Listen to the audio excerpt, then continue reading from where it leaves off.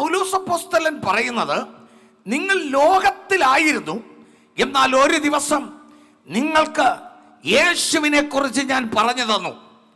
യേശുവിനെ കുറിച്ചുള്ള അറിവ് നിങ്ങൾക്ക് ലഭിച്ചപ്പോൾ യേശു രക്ഷകനാണ്, പാപത്തിൽ നിന്നുള്ള വിമോചകനാണ്. യേശു ക്രിസ്തുവിൽ വിശ്വസിച്ച് യേശുവിനെ പിൻപറ്റിയാൽ സ്വർഗരാജ്യം പ്രാപിപ്പാൻ കഴിയും എന്നുള്ള സത്യങ്ങളെ നിങ്ങൾ ഗ്രഹിച്ചപ്പോൾ നിങ്ങളൊരു തീരുമാനമെടുത്തു. ആമേൻ. എന്താണ് ആ തീരുമാനം? ഞാൻ യേശുവിനെ പിൻപറ്റും. ഹല്ലേലൂയ.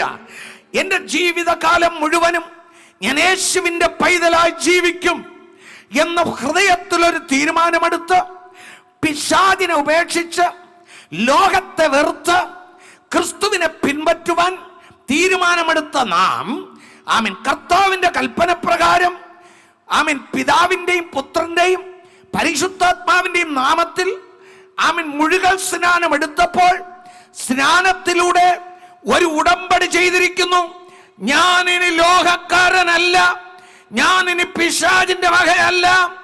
ആമീൻ. ക്രിസ്തുവോടുകൂടെ ക്രൂശിൽ മരിച്ച് അടക്കപ്പെട്ട് മൂന്നാം നാൾ ഉയർത്തെഴുന്നേറ്റ ക്രിസ്തുവിനെ പോലെ ജീവന്റെ പുതുക്കത്തിൽ നടക്കേണ്ടതിന്, ആമീൻ, പുതിയ സൃഷ്ടിയായി തീർന്നവനാണ് ഞാൻ. ഇനി ലോകത്തിന് സ്വന്തമല്ല, ഞാൻ ഇനി പിശാചിന് സ്വന്തമല്ല, ഞാൻ ഇനി യേശുവിന് സ്വന്തം.